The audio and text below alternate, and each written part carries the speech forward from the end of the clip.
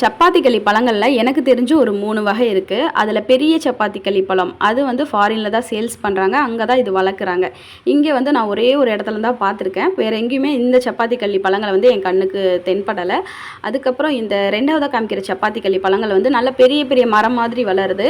நிறைய காய் பிடிக்குது, ஆனால் பழுக்கிறது இல்லை. நிறைய இடங்களில் வந்து இது வெறும் காயும் பிஞ்சுமாக தான் இருக்குது, ஆனால் பழம் நான் பார்த்ததே இல்லை.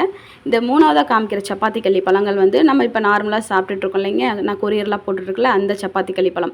இதில் வந்து சில பழங்கள் வந்து இந்த மாதிரி ரெட்டை பழங்களாக இருக்கும், சில பழங்கள் வந்து இலையிலே வந்து பழம் வச்ச மாதிரி இருக்கும்.